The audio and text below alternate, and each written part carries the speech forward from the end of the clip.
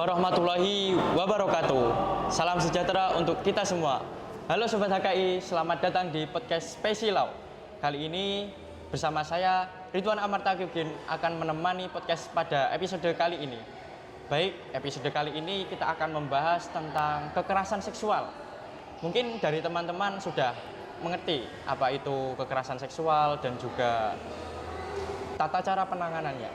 Dan hari ini kita akan ngobrol tentang topik yang sangat serius dan perlu kita perhatikan bersama, yaitu strategi pencegahan dan penanganan kekerasan seksual di perguruan tinggi. Kita tahu bahwa kampus seharusnya menjadi tempat yang aman, nyaman, dan mendukung pengembangan potensi mahasiswa. Tapi kenyataannya masih ada kekerasan seksual yang terjadi di lingkungan pendidikan. Untuk membahas lebih dalam, bersama kita ada beliau, Ibu Dr. Rohmawati, Magister Agama selaku Ketua Satgas PPKS UIN Said Ali Rahmatullah Tulungagung. Selamat pagi, Ibu. Selamat pagi. Bagaimana kabar, Ibu? Alhamdulillah baik, Mas. Jadi gini, Bu, langsung saja mengenai tentang kekerasan seksual, mungkin sudah banyak teman-teman mahasiswa itu lumrah mengetahui. Namun ada juga yang masih, misalnya ada korban maupun yang pernah terjadi pelecehan pada dirinya, itu masih banyak yang berdiam diri. Dan untuk itu mungkin dari Ibu sendiri bisa menjelaskan bagaimana apa itu tentang pelecehan seksual, terus bagaimana penanganannya, dan juga untuk pencegahan di ruang lingkup kampus itu bagaimana? Baik. Terima kasih, Mas Amar. Warga HKI yang berbahagia, alhamdulillah pada kesempatan ini kita akan ngobrol, berbincang tentang kekerasan seksual, di mana kekerasan seksual itu masih jamak ya ditemukan di lingkungan kampus. Nah, sebelum kita bicara tentang bagaimana pencegahan dan penanganan kekerasan seksual, kita terlebih dahulu harus memahami apa itu kekerasan seksual. Kekerasan seksual itu adalah setiap perbuatan merendahkan, menghina, menyerang terhadap tubuh, hasrat seksual seseorang atau fungsi reproduksi baik secara paksa maupun secara tidak terpaksa. Nah, ini kekerasan seksual ini akan berdampak ya, menyebabkan seseorang yang mengalami kekerasan seksual itu akan mengalami penderitaan baik secara fisik, psikologis, ya, seksual, ekonomi, sosial maupun budaya. Nah, jenis kekerasan seksual yang banyak terjadi di Indonesia itu bisa kita klasifikasi. Ada kekerasan seksual secara verbal, ya, ada non verbal, ya, secara fisik dan non fisik itu. Nah, bentuk-bentuk kekerasan seksual itu banyak, Mas Amar, ya. Yang pertama itu nanti kita bisa melihat bahwa orang yang melakukan atau menyampaikan ujaran yang mendiskriminasi atau melecehkan tampilan fisik, ya, kondisi tubuh, ini termasuk kategori kekerasan seksual. Jadi body shaming ini yang banyak tidak dipahami oleh teman-teman mahasiswa. Seringkali melakukan body shaming terhadap temannya, ya, yang dipandang itu memiliki tubuh atau badan yang mungkin berbeda, ya, dengan teman-teman yang lain, ya, itu. Ini cenderung mungkin tubuhnya itu kelihatan sensual. Ini menjadi objek kekerasan seksual, ya, ini.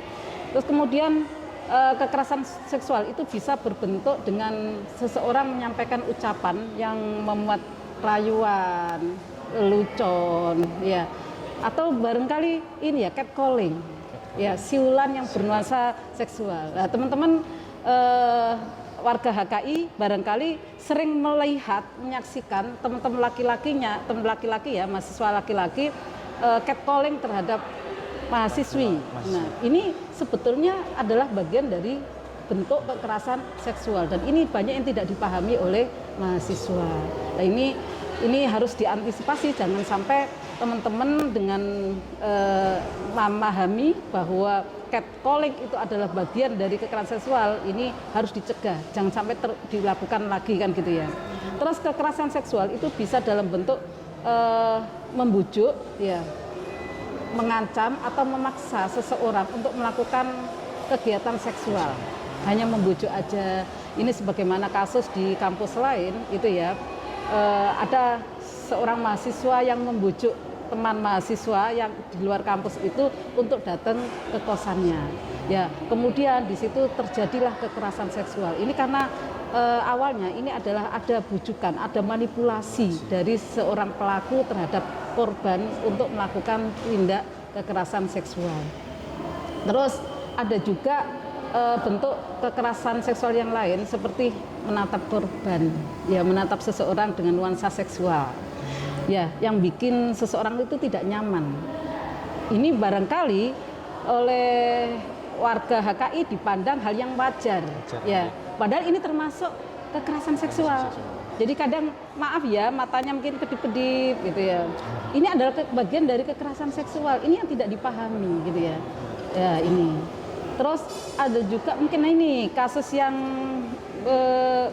belakang ini terjadi, mengintip dengan sengaja, ya, seseorang yang melakukan kegiatan secara pribadi, ya, pada ruang yang bersifat privat. Jadi ada di kampus, ya, terkenal, ya, di Indonesia, salah satu kampus terkenal itu ada seorang dosen yang mengintip mahasiswinya lagi mandi. Nah, ini termasuk bagian dari kekerasan seksual loh Mas, ya. Ini sangat viral kemarin ya, ya, gitu ya Mas Amar ya. Terus kemudian memperlihatkan alat kelamin dengan sengaja, meskipun itu adalah hak, ya, tetapi hak asasi manusia itu kan tidak boleh bertentangan dengan nilai-nilai moral, ya.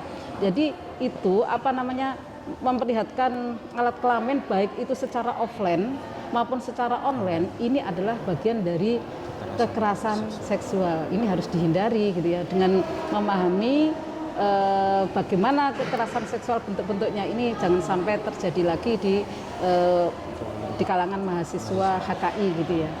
Nah, bentuk kekerasan seksual yang lain seperti menyentuh, meraba, memeluk, ya, memegang tubuh korban tanpa izin korban, ya. Nah, ini juga bagian dari kekerasan seksual, mungkin dianggap hal yang wajar ya di kalangan mahasiswa, pegang-pegang gitu ya. Padahal ini bagian dari kekerasan kalau korban itu merasa tidak nyaman, merasa keberatan dengan tindakan atau perbuatan tadi, mengusap, meraba, memegang, itu ini menjadi kekerasan seksual. Beda kalau maaf sama-sama mau gitu ya, ini bukan wilayahnya kekerasan seksual. Ya, saya kira banyak banget ya Mas, bentuk kekerasan seksual itu. Kita juga bisa melihat bagaimana kekerasan seksual itu berupa ini pemerkosaan, itu kan juga bagian dari kekerasan seksual. Iya, terus bahkan membiarkan terjadinya kekerasan seksual itu adalah bentuk dari kekerasan seksual itu sendiri. Maka ketika terjadi kekerasan seksual atau melihat ya temannya menjadi korban kekerasan seksual, maka ini jangan diem. Kalau membiarkan, ini kita termasuk pelaku kekerasan seksual. Lah ini ya gitu. Terus, nah, yang banyak tidak dipahami oleh mahasiswa juga seringkali mahasiswa itu mengirim pesan, itu sifatnya lelucon atau mungkin berupa gambar, foto, video yang bernuansa seksual kepada orang lain, ya, dan yang dikirimi gambar itu tidak berkenan. Ini termasuk kekerasan seksual juga, ya.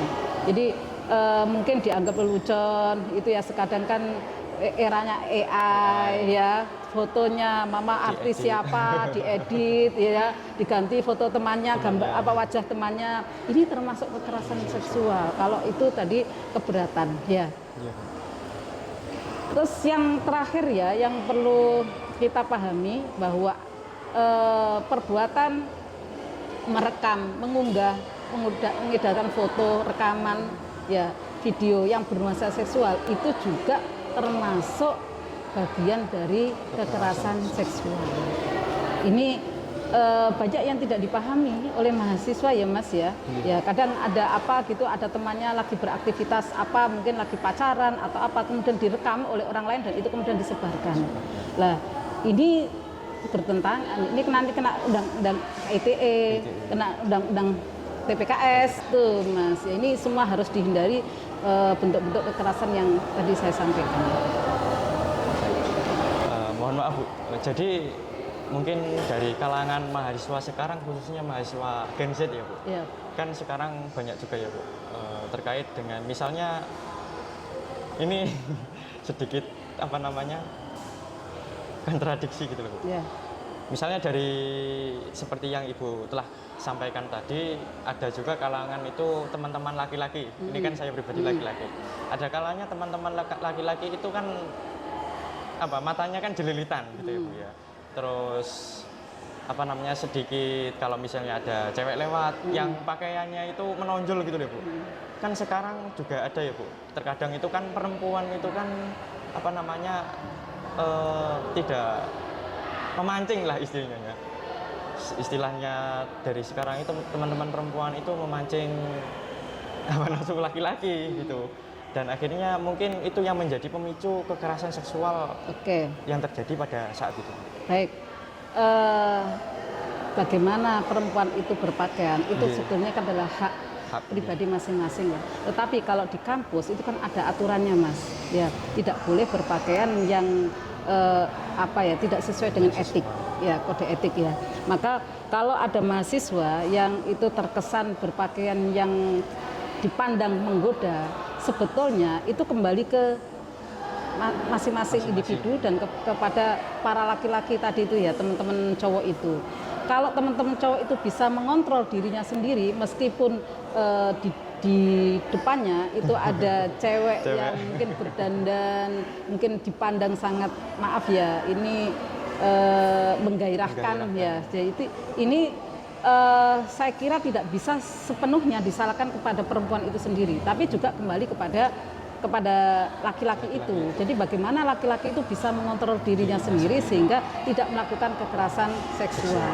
Tetapi sebagai dosen saya juga perlu berpesan kepada teman-teman perempuan untuk berpakaian yang sopan ya, apalagi ini di kampus ya, dan ada kode etik yang harus dijalankan ya, harus diikuti gitu. Baik Bu. Jadi untuk teman-teman laki-laki kan istilahnya ada apa namanya, kita misalnya lagi nongkrong di pinggir jalan ataupun lagi apa namanya ngopi, itu kan mesti ada temen cewek itu kan yang lewat, terus kita biasanya siul-siul, tabur-tabur gitu kan Bu. Bahkan sekarang itu mahasiswa sekarang Bu ya, mahasiswa Gen Z itu mengklarifikasi jenis-jenis perempuan itu ada Bu. Bahkan yang ada yang tobrut, ada yang ceker babat, itu kan ada Bu. Ya awal mulanya dari situ juga sih Bu. Ya memang benar yang Ibu sampaikan, itu semua kembali kepada diri kita masing-masing sebagai laki-laki. Apa ya, intinya gini, kalau misalnya kita mau bertindak maupun berucap, pantas atau enggak kita kembalikan ke diri kita masing-masing sendiri. Oh iya Bu, terkait dengan sekarang ya Bu, seperti isu-isu yang kemarin terjadi, banyak itu apa namanya di kalangan kampus, mungkin ada itu relasi kuasa Bu. Oke. Sebelumnya ya, ini memang perlu saya sampaikan, kekerasan seksual itu kan banyak terjadi meskipun di lembaga pendidikan tinggi gitu ya.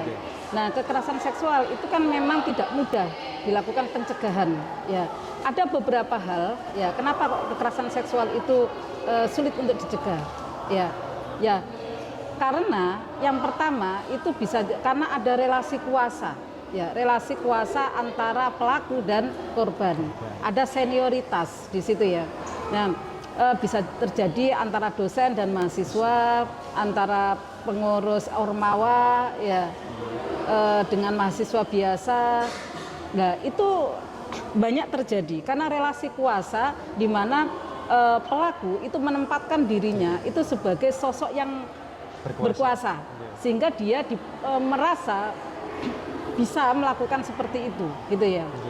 Nah, ini banyak terjadi ya seperti itu ya karena selain itu pemahaman terhadap kekerasan seksual itu rendah, kesadaran mahasiswa terhadap kekerasan seksual itu juga rendah.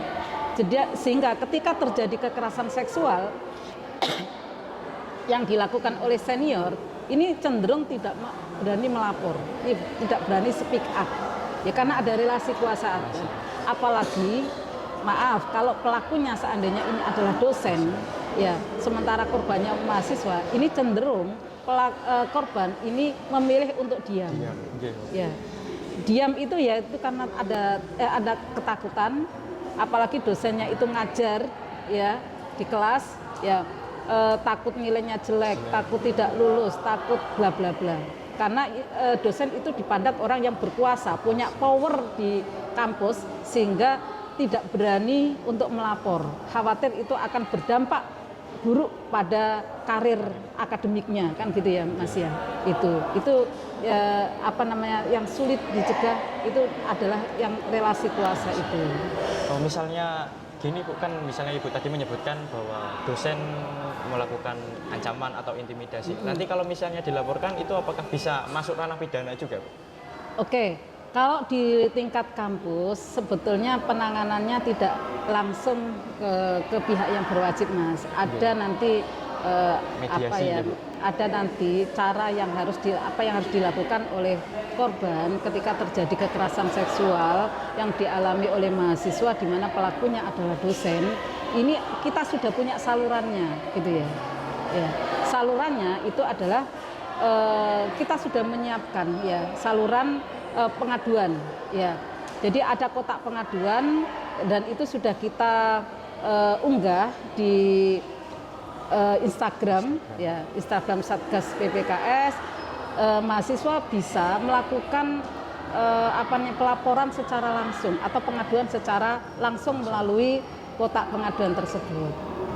Nah, atau bisa melakukan pengaduan secara secara tidak langsung ya, atau melakukan pengaduan secara langsung dengan menghadap atau menemui tim Satgas PPKS atau bisa dibantu oleh anggota relawan Satgas PPKS. Ya itu bisa dilakukan pelaporan atau pengaduan atas kekerasan yang dialami oleh mahasiswa.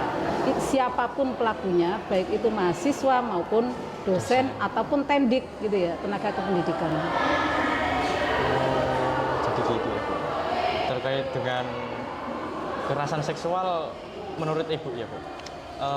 Sulit apa enggak Bu? Misalnya kan ini kan ke ranah privat gitu kan ya. Ranah privat, terus nanti kalau misalnya saya melapor nanti aib saya kesebar atau tidak gitu.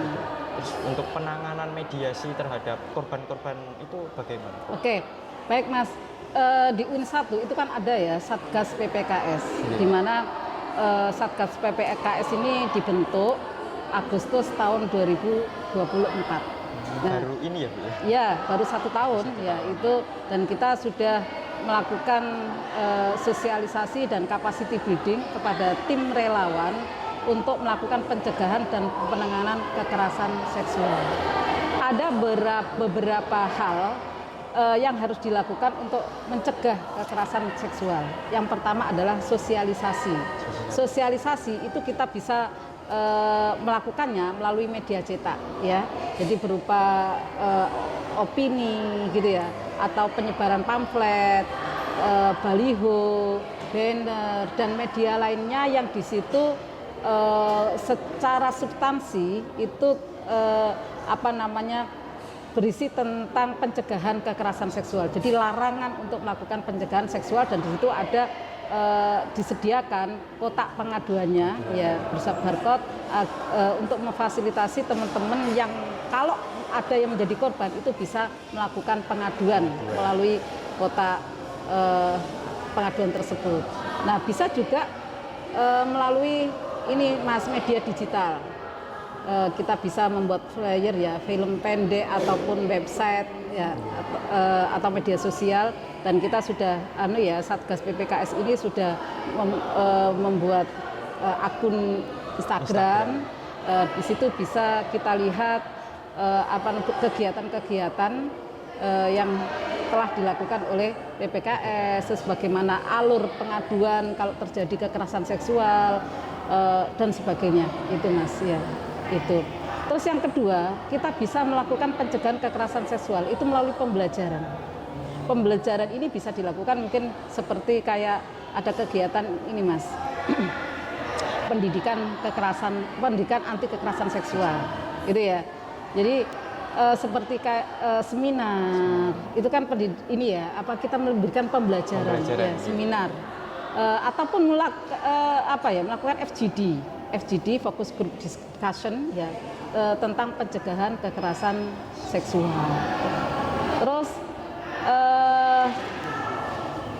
kita juga perlu ya melakukan pencegahan kekerasan seksual ini ya dengan memberikan pendidikan dan kesadaran kepada warga kampus ya tentang anti kekerasan seksual. Mulai dari apa itu kekerasan seksual, tanda-tanda dan konsekuensinya bagaimana. Terus kalau jika terjadi atau mengalami ataupun melihat adanya kekerasan seksual itu bagaimana cara melaporkan dan mencegahnya. Ya. Itu. Dan kita juga yang penting Mas, itu perlu melibatkan mahasiswa di dalam melakukan pencegahan kekerasan seksual. Tidak bisa ditangani oleh Satgas sendiri gitu ya. Karena yang paling dekat dengan mahasiswa itu adalah mahasiswa itu sendiri kan gitu ya. Itu yang tahu kasusnya itu adalah mahasiswa sendiri. Yang banyak mengalami kekerasan seksual adalah mahasiswa. Nah, ini kita perlu melibatkan mahasiswa ya, bagaimana mahasiswa itu agar bisa berpartisipasi aktif ya dalam program pencegahan kekerasan seksual, seperti membentuk kelompok. Kayak tadi ada tim relawan Satgas, terus ada mungkin perlu dibentuk kelompok advokasi, ya kelompok advokasi kekerasan seksual dan sebagainya. Itu penting. Itu. Menurut Ibu, misalnya itu pencegahannya ya. Pencegahannya. Nah, penanganannya bagaimana? Penangannya begini, ini kan di Satgas itu, maaf ya, di Instagram Satgas PPKS kan juga sudah kita unggah ya informasi terkait bagaimana alur pengaduannya. Nah, ketika terjadi itu, maka yang pertama dilakukan mekanismenya adalah pengaduan. Tadi sudah saya sampaikan, pengaduan itu ada yang secara langsung dan ada yang tidak secara langsung. Kalau pengaduan secara langsung itu pihak korban atau saksi itu mendatangi Satgas PPKS kan gitu ya, atau mendatangi anggota relawan ya, nanti menyampaikan ya kasus yang dialaminya itu secara langsung Mas ya. Lah kalau yang secara tidak langsung tadi melalui kotak pengaduan. Jadi di situ disediakan ada semacam kayak Google Form, nanti korban atau saksi ini memberikan keterangan secara tertulis yang ada bukti-buktinya ya, buktinya bisa berupa foto atau berupa video ya. Foto itu bisa mungkin diambil screenshot jika itu mungkin kekerasan seksual itu dilakukan secara online ya, secara online mungkin melalui WhatsApp, melalui IG, melalui story WhatsApp dan sebagainya. Itu seperti itu Mas. Itu adalah bukti pendukung untuk pengaduan kekerasan seksual. Ya, itu secara tidak langsung. Ya, jadi nanti ada form yang harus diisi oleh korban ataupun saksi. Jadi tidak harus korban sendiri yang melapor. Ya, bisa dilakukan oleh saksi. Saksi ini bisa temannya atau mungkin dibantu oleh relawan Satgas yang dari unsur mahasiswa. Itu Mas. Kemarin itu gini Bu, saya pernah mendengar suatu kasus Bu. Ya. Jadi kasusnya pertama itu tentang kekerasan seksual. Ini ada salah satu teman itu terkena dengan kekerasan seksualnya itu perempuan antara perempuan gitu. Nah, awalnya itu dipaksa. terus dengan iming-iming mau dijanjikan apa-apa gitu, akhirnya dia mau. Jadi sekarang itu konsepnya itu mau, sama-sama mau. Oke. Jadi penanganannya itu gimana, Bu? Berarti ini Mas, ada manipulasi ya. Iya, Jadi manipulasi. memang korban kekerasan seksual itu tidak hanya terjadi pada perempuan ya, bisa terjadi antara perempuan dan perempuan, laki-laki dan perempuan, laki-laki dan Laki-laki. laki-laki. Tapi yang secara umum yang banyak terjadi adalah laki-laki dan perempuan yang banyak terjadi. Nah, kalau seandainya ada terjadi di mana ada seorang perempuan ya yang itu ada kecenderungan ya mungkin ada rasa suka terhadap sesama jenisnya sama temannya, dia memanipulasi ya, merayu, membujuk kan gitu ya. Nah, ini termasuk kekerasan seksual, Mas. Yang memang ujungnya adalah suka sama suka. Tapi untuk menjadi suka itu kan ada proses nih, ada proses tadi manipulasi ya, merayu, membujuk bagaimana untuk meyakinkan apa si korban ini agar dia bisa tertarik atau mau ya untuk mungkin berteman dekatlah dengan pelaku gitu. Ini termasuk bagian dari kekerasan seksual. Jadi kalau misalnya konsepnya nanti dimanipulasi itu masih masih bisa ditangani atau tidak, Bu? Ya bisa. Kalau ini jadi gini, ketika dia menjadi korban kekerasan seksual, tapi kan dia menyadari atau tidak. Permasalahannya ketika dia merasa suka dan sama suka.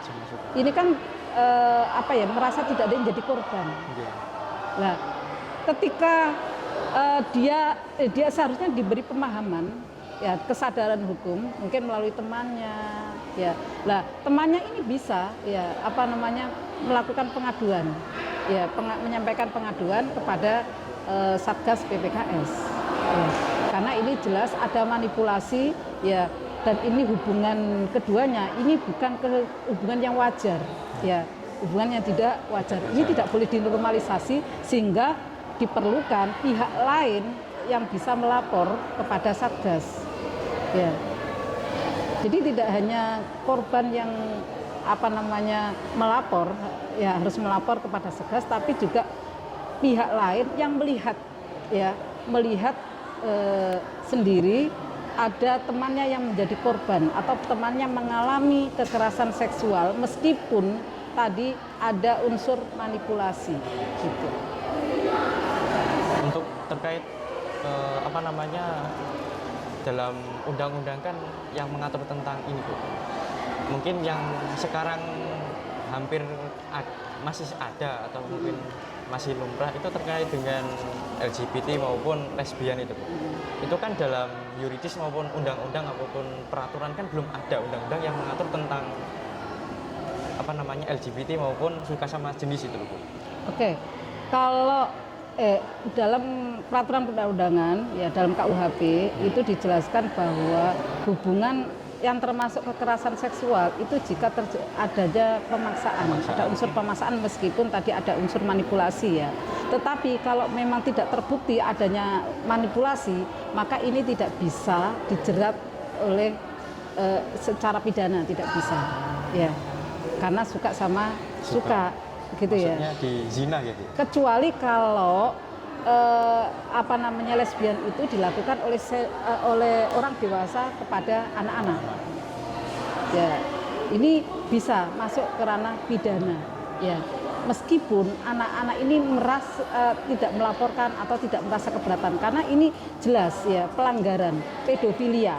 Ya, ini termasuk bagian dari kekerasan seksual, gitu ya. Itu yang bisa dijerat oleh pidana gitu.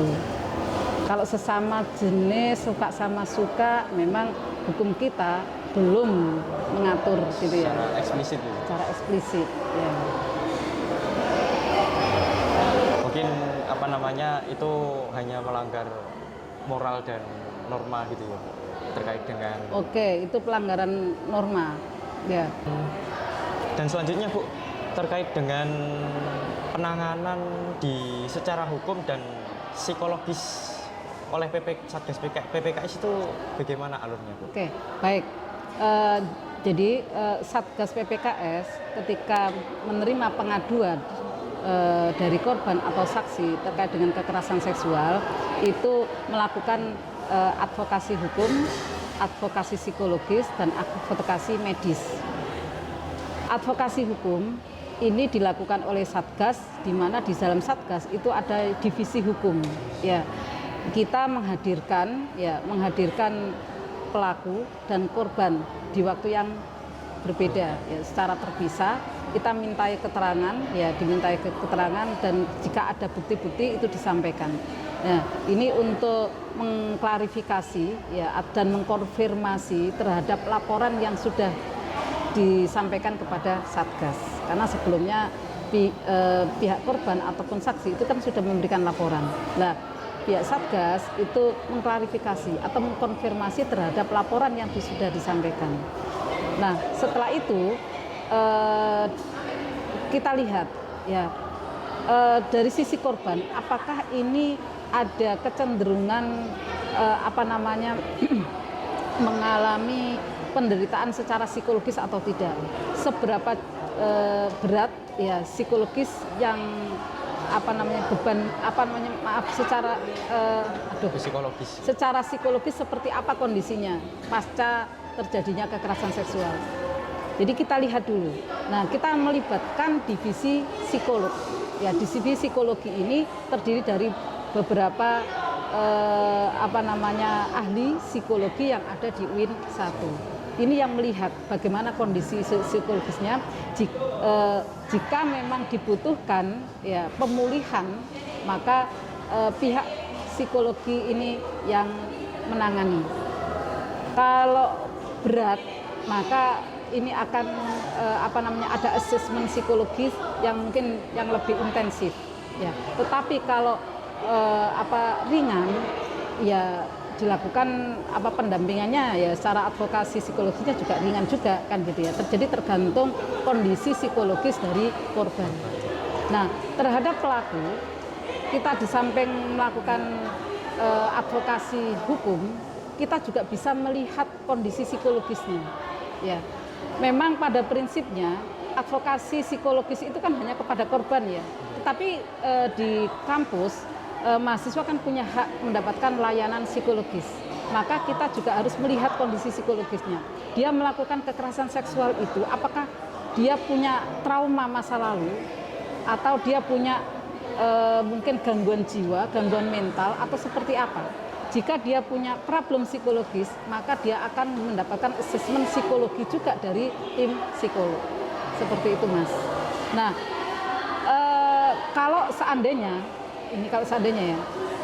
korban mengalami kekerasan seksual itu sampai sampai pada aspek medis, maka kita akan mendampinginya untuk memeriksa kesehatan di lembaga terkait seperti itu, Mas.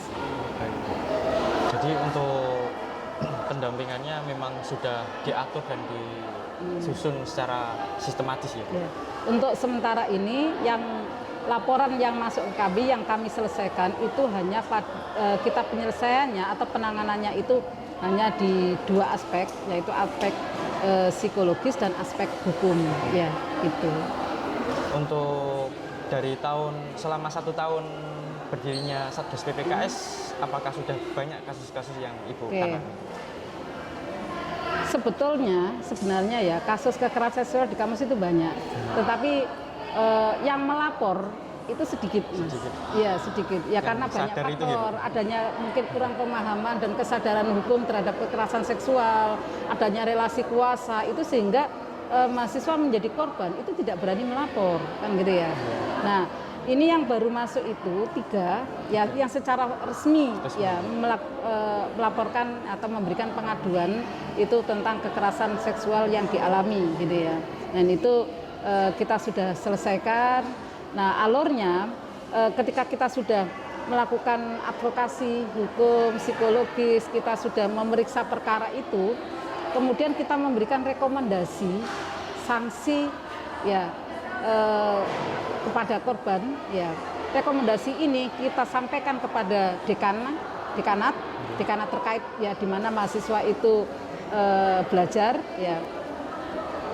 Kalau kasusnya ini ringan, maksudnya ini kasus kekerasan seksualnya ini ringan, maka sanksi hukum itu selesai di tingkat dekanat.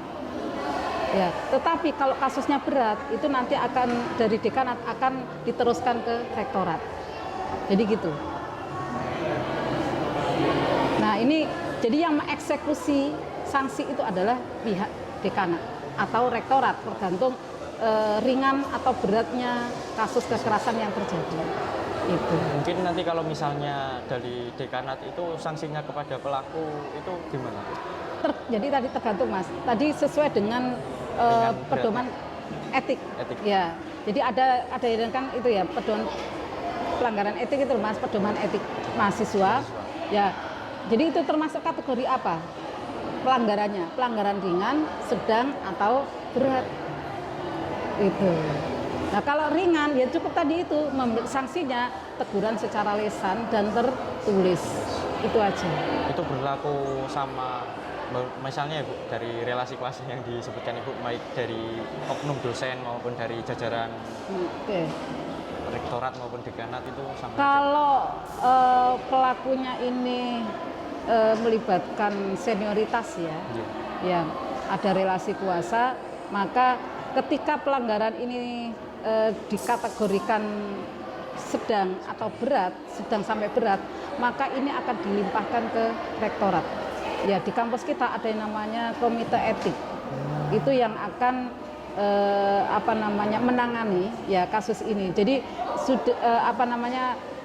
setelah dari Satgas PPKS kita melaporkan, kita memberikan rekomendasi, kemudian ke dekanat. Kalau dari dekanat itu dilihat ini termasuk pelanggarannya itu sedang sampai berat, maka kemudian dilimpahkan ke rektorat. Itu, dan itu nanti bagaimana sanksinya itu ya kebijakan dari rektorat. Jadi kita itu mengadvokasi hukumnya itu dengan berpedoman pada kode etik mahasiswa dan dosen, tidak menggunakan perundang-undangan, ya, tidak menggunakan undang-undang TPKS itu tidak, karena kita tidak melibatkan institusi hukum di luar kampus, ya seperti kepolisian itu kan tidak Mas. Jadi kita selesaikan secara internal sepanjang itu memang kasusnya bisa diselesaikan secara internal itu. Karena selama ini kan belum ada ya Mas ya. Ada kasus berat untuk pelanggaran berat kan belum ada. Ya, kita masih sedang sampai sedang ya. Belum ada sampai berat, sehingga kita juga tidak melibatkan instansi hukum di luar kampus. Kalau sekarang kan misalnya gini Bu, yang saya belum pahami mungkin nanti kalau misalnya kan banyak toh mahasiswa kan yang tidak mau melapor tapi memviralkan. Kan ada istilah no viral no justice, no viral no justice ya. Baik, mahasiswa seharusnya bijak ya. Ya, di dalam menyikapi suatu permasalahan tertentu. Satgas sudah memfasilitasi ya dengan membuat kotak pengaduan. Seharusnya itu yang harus diikuti oleh mahasiswa ketika terjadi atau mengalami ya, kekerasan seksual. Jadi tahap ini yang harus dilalui dulu, dilakukan, lapor ke Satgas. Ya. Kalau kemudian pelaporan ke Satgas ini tidak membuahkan hasil, maka ini oke lah kalau mau memviralkan silakan. Tapi yang selama ini ditempuh oleh mahasiswa itu bypass. Ya, memilih jalan pintas. Ya, langsung diviralkan. Nah, ini yang tidak tepat Mas. Ya, seharusnya diselesaikan secara internal dulu. Kalau memang di internal ini tidak memberikan keadilan terhadap korban terutama, maka mahasiswa boleh membawa kasus ini ke ranah hukum. Gitu.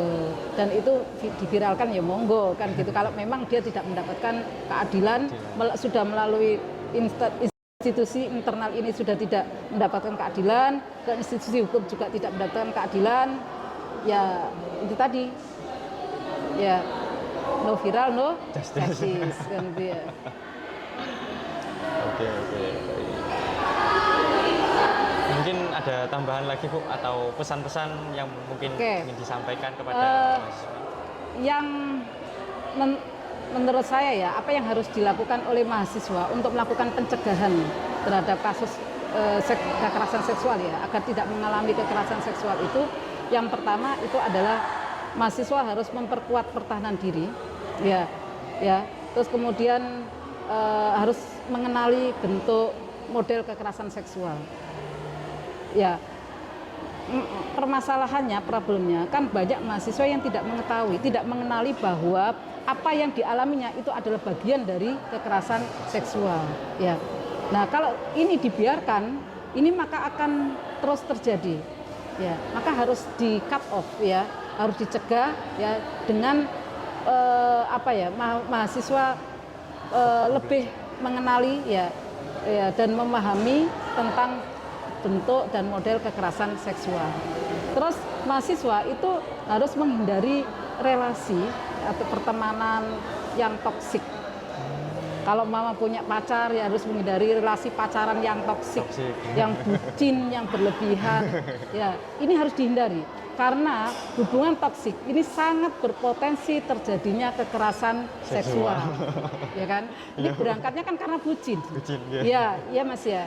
Karena bucin sehingga dia mudah untuk dimanipulasi ya, diajak untuk melakukan ini ya, apa yang mengarah kepada kekerasan seksual itu. Nah, hindari relasi yang toksik. Nah, kita harus menjalin pertemanan yang sehat ya, konstruktif dan produktif. Jadi harus pilih-pilih cari teman itu ya. Jangan sembarangan berteman. Lah, kita harus memilih teman yang baik. Menjalin relasi itu bagaimana sih? Apa sih untungnya dengan seseorang itu? Kalau hubungan dengan seseorang itu baik, produktif, maka kita bisa melanjutkan ya. Karena itu akan bermanfaat pada diri kita sendiri kan terutama ya. Jadi harus tadi itu hubungan dengan mencari teman yang produktif ya, yang tidak hanya datang ke kampus, pergi terus ke warung kopi ya, yang kemudian tidak menghargai perempuan mama ya, atau tidak menghargai sesama teman mahasiswa kan gitu ya. Kalau memang kekerasan seksual kan bisa terjadi sesama jenis itu ya, itu yang harus dilakukan. Jadi harus mencari teman itu yang yang positif ya, menjalin relasi pertemanan yang produktif, konstruktif ya, dan sehat pastinya. Nah, ketika mengalami ataupun melihat adanya kekerasan seksual itu harus melapor, jangan diam saja ya. Jadi segala bentuk kekerasan seksual yang dialami ataupun yang dilihat ini harus dilaporkan. Kalau tidak dilaporkan, maka ini akan terus terjadi kekerasan seksual itu, meskipun itu kekerasan seksual ringan seperti tadi catcalling ya kan, sweet itu sebenarnya adalah bentuk kekerasan seksual. Kalau itu dibiarkan, itu akan menjadi hal yang biasa dan itu dinormalisasi kan, itu hal yang biasa gitu ya. Nah, terus kemudian yang harus dilakukan oleh mahasiswa itu adalah mengadvokasi dan berpindahkan yang berkelanjutan. Artinya jadi ketika terjadi atau adanya kekerasan seksual ini bisa mengadvokasi ya, mengadvokasi temannya baik secara hukum dengan tadi membantu melaporkan atau melaporkan ke Satgas PPKS gitu ya. Itu. Dan yang terakhir yang harus dilakukan mahasiswa itu adalah bergerak, bersinergi di semua lini, bahwa kekerasan seksual itu adalah isu bersama, bukan aib. Ya, maka ketika melihat atau mengalami kekerasan seksual itu harus dilaporkan dan harus melakukan pencegahan secara masif ya, mengkampanyekan secara masif ya, ini agar kekerasan seksual itu tidak terjadi gitu ya. Ini teman-teman Ormawa dari HMPS HKI ini bisa loh ya membuat flyer, poster yang itu kemudian diunggah di media sosial, di-share ke semua mahasiswa melalui grup-grup WhatsApp di kelas-kelas tentang pencegahan kekerasan seksual. Dan itu harus di dalamnya itu meliputi bentuk-bentuk kekerasan seksual, karena kalau hanya sekedar memberikan informasi tentang alur pengaduan, mahasiswa tidak tahu nih ini termasuk kekerasan seksual atau tidak, itulah. Nah ini, dan juga mahasiswa kan harus ini ya, memberikan kesadaran kepada teman-temannya, ya memberikan edukasi kepada teman-temannya juga yang lain yang tidak memahami tentang kekerasan seksual. Kalau mahasiswa HK ini semuanya memahami, mengenali bentuk dan model kekerasan seksual dan tahu sanksi hukumnya, saya kira kekerasan seksual itu bisa dicegah. Ya, itu. Baik, terima kasih Bu. Mungkin itu sedikit penjelasan dari Ibu Rohmawati selaku pemateri kita pada episode kali ini. Baik teman-teman, sampailah kita di ujung cerita atau ujung konten kita hari ini. Terima kasih banyak atas waktunya Bu Rohmawati. Iya, terima kasih sama-sama.